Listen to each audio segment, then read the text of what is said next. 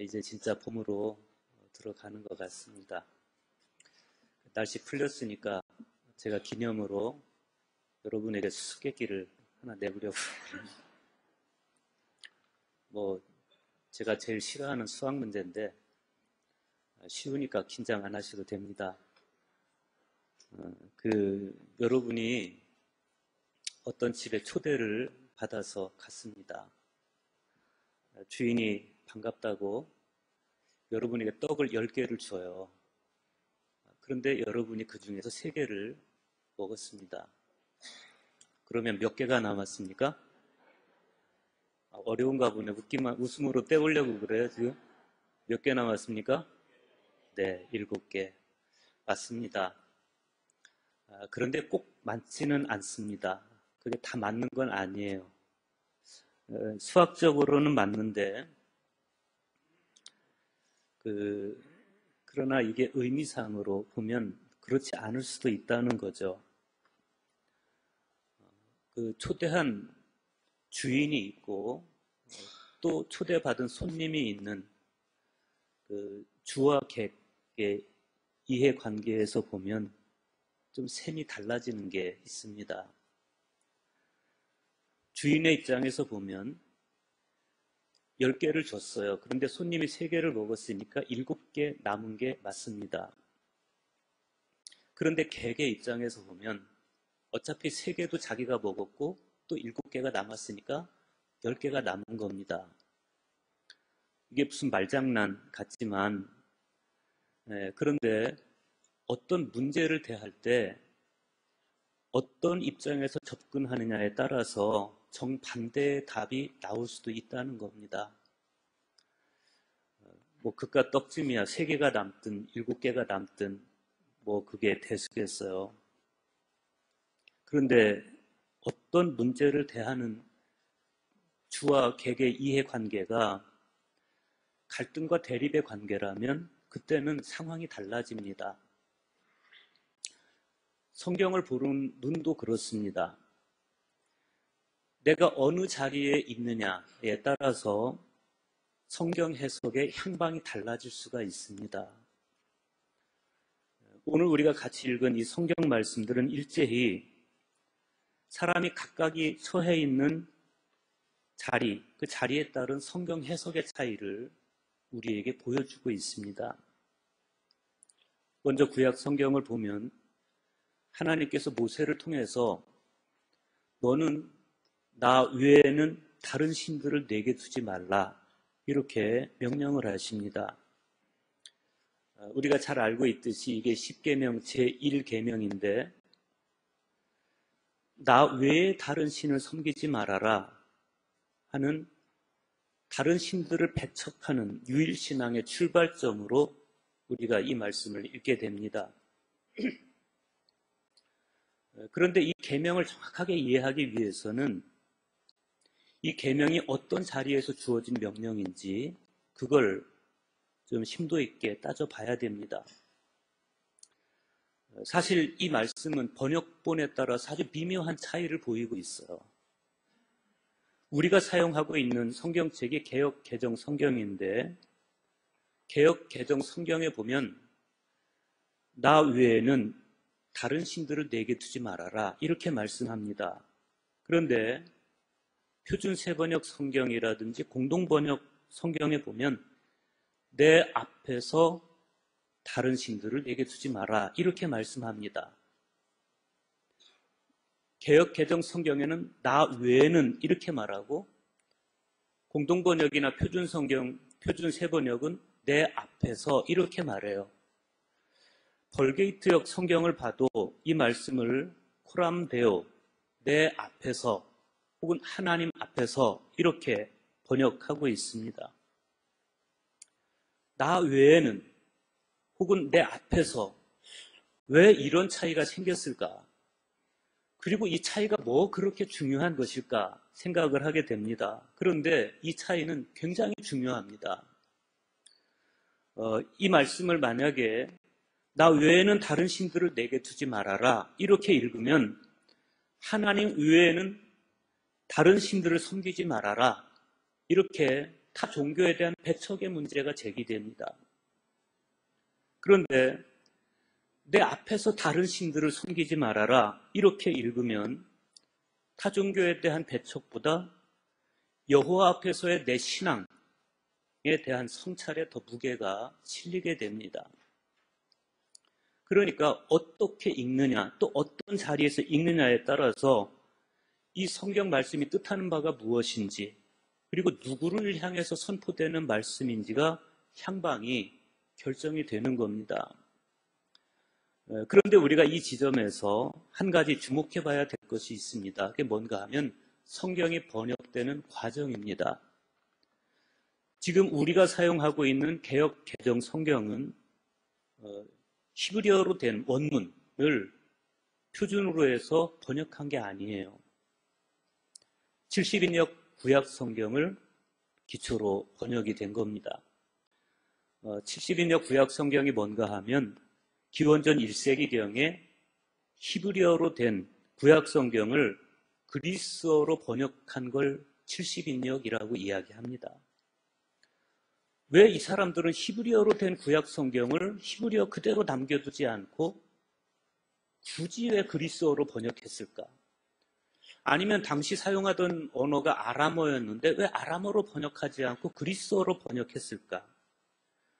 그것은 포로기 이후로부터 세계 각국에 흩어져 살던 유대인 2세대, 3세대 사람들, 그들이 언제부턴가 아람어를 사용하지 않고 그리스어를 모국어로 사용하기 시작했기 때문에 그렇습니다.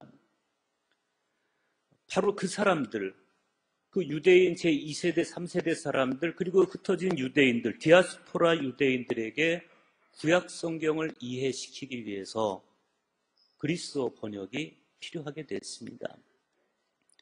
그래서 히브리어 구약 성경을 그리스어로 번역하는 과정에서 내 앞에서 다른 신들을 내게 두지 말라. 이 말씀이 나 외에는 다른 신들을 내게 두지 말라. 이렇게 바뀌게 됐어요. 이게 사소한 문제 같지만 굉장히 중요합니다. 왜 이 사람들은 말씀을 바꿔서 번역하게 됐을까? 그것을 알려면 이 사람들이 처해 있던 삶의 자리를 우리가 봐야 됩니다. 포로로 끌려간 유대인 2세대, 3세대 사람들을 비롯해서 전 세계에 흩어져 살아가고 있던 디아스포라 유대인들, 이들은 다른 종교가 있는 상황 속에서 살아야 됐습니다. 다른 신을 믿어야 되는 상황 속에서 살아야 됐습니다. 그렇기 때문에 그들은 여호와 신앙을 지켜내야만 됐습니다. 그래서 그들은 이 첫 계명을 무엇보다도 다른 여러 종교들, 그리고 다른 여러 신들을 섬기지 말아라, 나 외에는 다른 신을 섬기지 말아라, 이 명령으로 읽어낼 수밖에 없었습니다. 그들의 삶의 자리가 성경을 이렇게 해석하게끔 만들었습니다. 그런데 오늘 저와 여러분은 이 말씀의 본래적 의미를 살려서 묵상을 해보려고 그럽니다. 너는 나 외에는 다른 신들을 내게 두지 말라. 앞에서 말씀드렸듯이 이 말씀의 히브리어 본뜻은 너는 내 앞에서 다른 신들을 내게 두지 말라인데, 다른 종교를 배척하는 것에 방점이 찍혀 있는 것이 아니고 자기 신앙을 지켜내는 것에 방점이 찍혀 있다, 이렇게 말씀을 드렸습니다. 문자적인 의미로 좀 더 들어가 보겠습니다. 히브리어로 알파나냐 알파나야 이렇게 읽는데, 오늘 원문이 히브리어 원문에 보면 알파나야 이렇게 돼 있어요. 이게 내 앞에서라는 의미이고, 뿐만 아니라 내 얼굴 앞을 넘어서, 혹은 내 얼굴 앞 위에, 이런 뜻을 가지고 있어요. 내 얼굴 앞을 넘어서, 혹은 내 얼굴 앞 위에 다른 신을 두지 말라, 이런 뜻입니다. 이해를 돕기 위해서 예를 들어보겠습니다. 만약 우리가 하나님을 사랑한다고 말하면서 정작 하나님 앞에서 다른 신을 섬겨요. 이게 말이 되겠습니까? 내가 하나님을 섬긴다고 말하면서 하나님의 얼굴 위에 다른 신을 모시고 있어요. 그럼 이게 말이 되겠습니까? 물론 우리 교회 성도님들은 절대로 그렇지 않을 겁니다. 우리 한국 기독교 안에 그런 분들이 계시지 않을 겁니다. 그런데 정말 그럴까? 여러분 혹시 하나님을 사랑합니다 이렇게 말하면서 사실은 하나님 앞에서 돈을 더 사랑하고 있지 않습니까? 하나님을 섬깁니다. 난 하나님을 섬긴다고 고백하면서 정작 하나님의 얼굴보다 지혜나 쾌락을 하나님 얼굴 위에 두고 있지 않습니까? 마치 이스라엘 백성들이 겉으로는 십계명을 지키고 율법을 두루마리로 만들어서 이마에 붙이고 다니거나 팔에 붙이고 다니고 그러면서 정작 내심으로는 바알을 숭배하고 했던 것처럼, 물론 우리가 기독교 신앙을 천명하고 있기 때문에 외적으로 우리는 절대 다른 신을 섬기고 있지 않습니다. 우리는 우상 앞에 절하고 있지도 않습니다. 그런데 어떤 의미에서 보면 차라리 외적으로 다른 신을 섬기고 우상 앞에 절하고 이건 오히려 정직한 행동일 수도 있어요. 하루 종일 나의 관심사는 어디에 머물고 있느냐, 어디 맴돌고 있느냐, 이게 중요합니다. 지금 하나님 앞에 나와서 하나님 앞에서 예배하고 있는 이 순간에 정작 나의 목마름은 어디에 있는 것이냐? 정말 나는 지금 하나님 앞에서 하나님만 바라보고 있는 것이냐? 아니면 하나님께서 내게 주기를 원하는 바로 그 물질적 가치에 더 무게를 두고 있는 것이냐? 이런 겁니다. 오늘 우리가 알아야 되는 것은 10계명에서 제1계명의 방점이 1차적으로 다른 신들에 대한 배척에 있는 것이 아니고 하나님을 우상화하는 기만적이고 위선적인 신앙에 대한 반성과 경고에 오히려 더 방점이 있다는 겁니다. 하나님을 우상화하는 게 논리적으로 맞는 이야기입니까? 우리는 하나님을 사랑하지 하나님을 우상화하고 있지 않습니다. 그런데 하나님을 우상처럼 섬기는 것은 하나님을 우상화하는 겁니다. 얼굴은 줄곧 하나님을 바라보고 있습니다. 그러나 내심으로는 바알이 주는 풍요와 쾌락에 더 관심이 있을 수도 있습니다. 이게 무리한 이야기가 아닌 것이 구약 성경에서 선지자들이 내내 호소했던 게 바로 그런 거였습니다. 예를 들어 호세아 1장, 2장 16절에서 호세아 선지자가 이스라엘의 회복을 예언하면서 이런 표현을 쓰고 있습니다. 그날에 네가 나를 내 남편이라 일컫고 다시는 내 바알이라 일컫지 아니하리라. 그런 표현을 쓰고 있어요. 이게 무슨 말씀인가 하면 지금까지 이스라엘 백성들이 하나님을 바알이라고 불렀다는 이야기입니다. 다시 말하면 여호와 신앙을 가지고 하나님을 사랑한다 하면서 정작 바알을 섬기는 방법으로 하나님을 섬겼다는 이야기입니다. 그들이 하나님을 내 남편 이렇게 말하지 않고 바알이라고 불렀다고 하는 건 그들이 하나님을 조건 없이 사랑한 것이 아니라 바알이 주는 떡과 물과 양털과 삶과 기름과 술을 하나님에게서 기대했다는 이야기예요.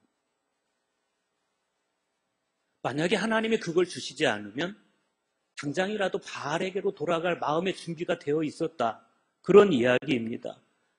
그런데 정말 자기들이 하나님께 기대했던 것과 달리 하나님의 은총이 가시적으로 그들의 눈에 보이지 않았을 때 그때 그들은 나는 나를 사랑하는 사람을 따라갈 거야. 나는 나를 사랑하는 자를 따라갈 거야. 그러면서 바알에게로 다 가버리고 말았어요. 그게 호세아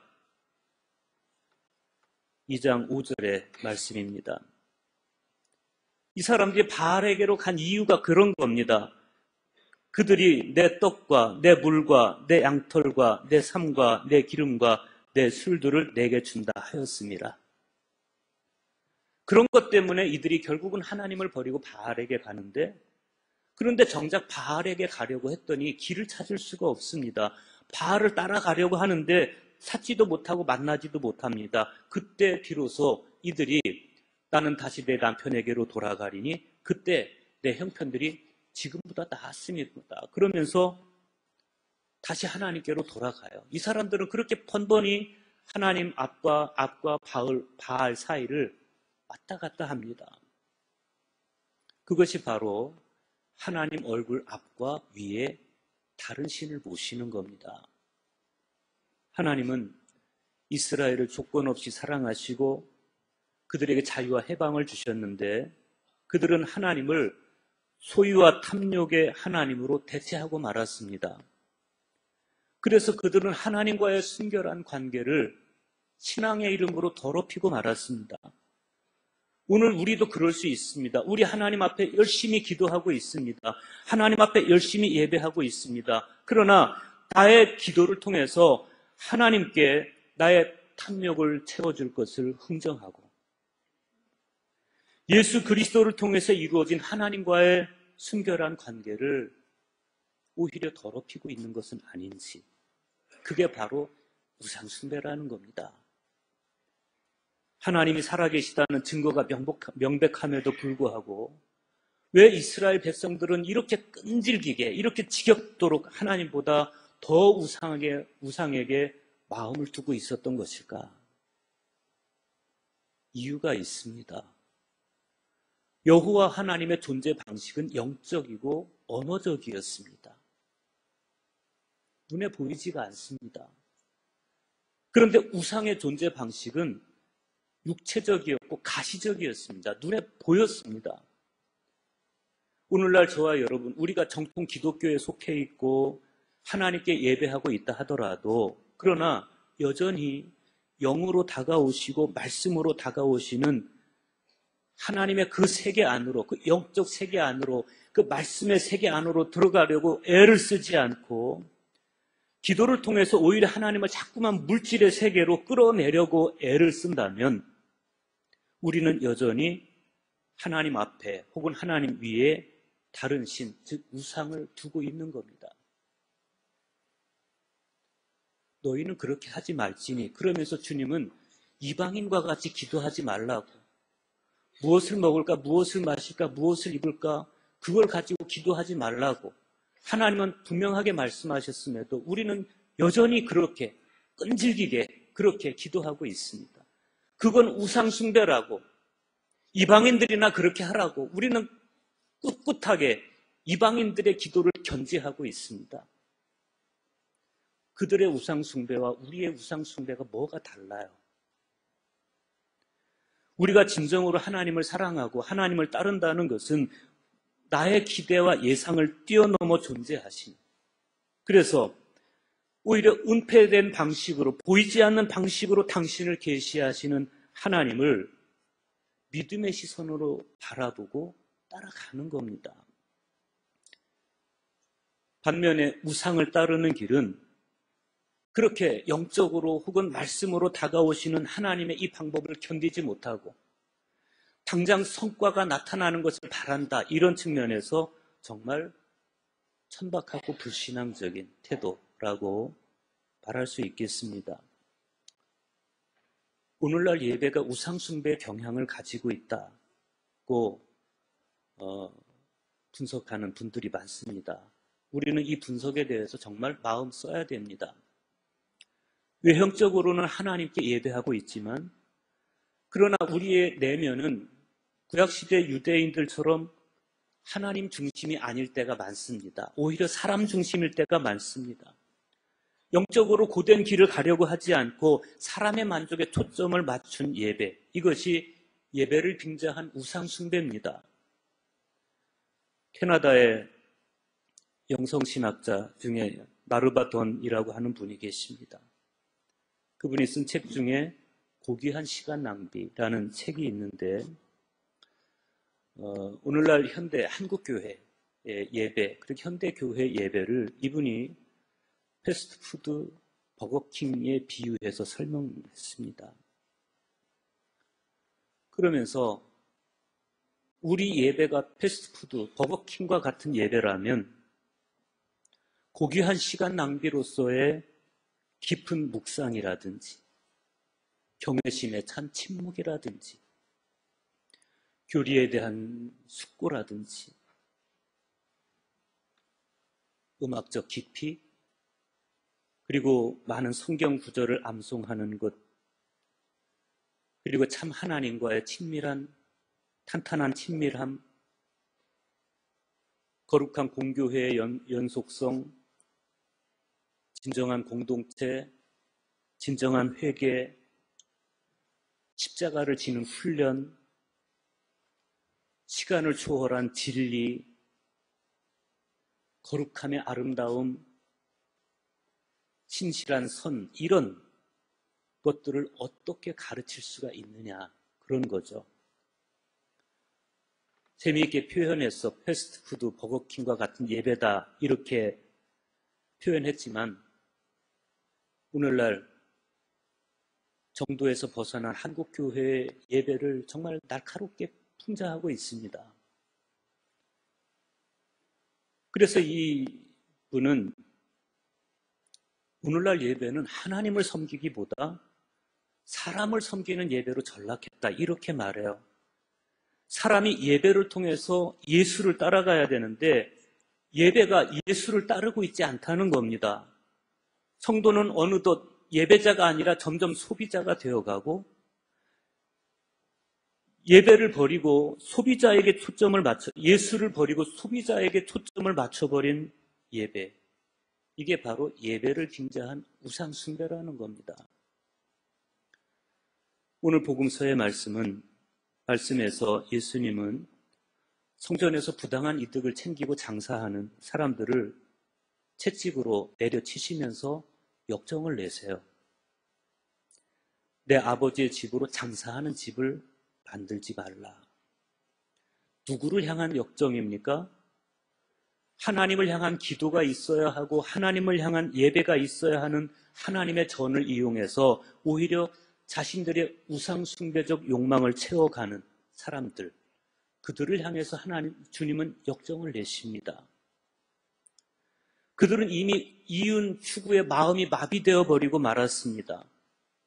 이윤을 매개로 해서 부패한 고리를 형성하고 있었습니다. 시대가 변해도 우상의 마음을 빼앗기는 이런 사람들의 본성은 좀처럼 변하지 않습니다. 서신서에서 사도 바울은 말씀합니다.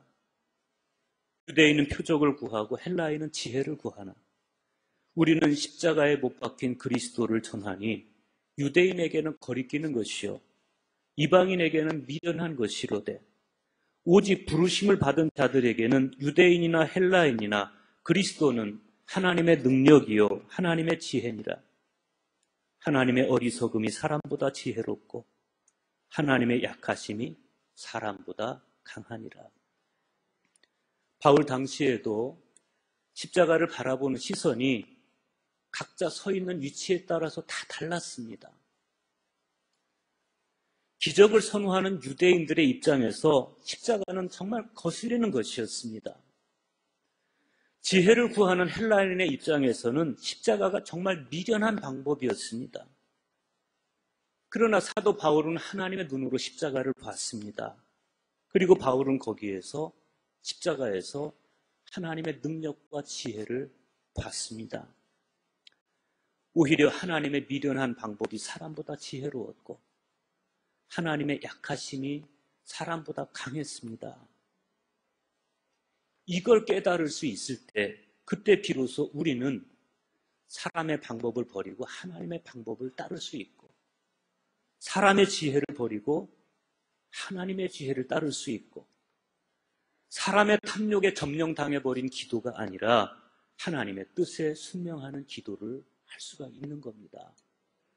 그래서 사도 바울은 표적과 지혜 뒤에 음흉하게 숨겨져 있는 속물적인 우상 숭배를 경고하면서 표적에도 마음 빼앗기지 말고 지혜에도 마음 빼앗기지 말고 십자가에 못 박힌 예수 그리스도를 바라보라 고 엄하게 촉구하고 있는 겁니다. 그리고 실제 사도 바울 자신도 어떤 이해관계도 어떤 편견도 없이 예수 그리스도와 그가 십자가에 못 박힌 것 외에는 아무것도 알지 않기로 작정했다. 이렇게 말씀합니다. 시편 19편 14절에 보면 시인이 이렇게 노래합니다. 나의 반석이시여 나의 구속자이신 여호와여, 내 입의 말과 마음의 묵상이 주님 앞에 연락되기를 원하나이다. 공동번역 성경으로 보면 이렇습니다. 내 생각과 내 말이 언제나 당신 마음에 들게 하소서. 마음의 살구머니 깃든 우상의 유혹을 단호히 거절할 때, 그때 내 생각도 내 말도 하나님 마음에 들 수 있습니다. 오늘 내가 서 있는 자리가 어떤 입장이든 어떤 자리이든 그 자리가 바로 하나님 앞임을 기억하면서 감히 하나님 앞에, 하나님 위에 다른 신을 두지 마시기를 바랍니다. 나의 우상 숭배적 욕망이 하나님보다 우선하지 않게 하시기를 바랍니다. 내 생각과 내 언어에서 우상이 떠나가고 십자가에 못 박힌 예수 그리스도를 바라보면서 사람 보기에 미련해 보여도 그러나 하나님의 마음에 드는 그런 삶이 저와 여러분의 삶이 되기를 주님의 이름으로 축원합니다.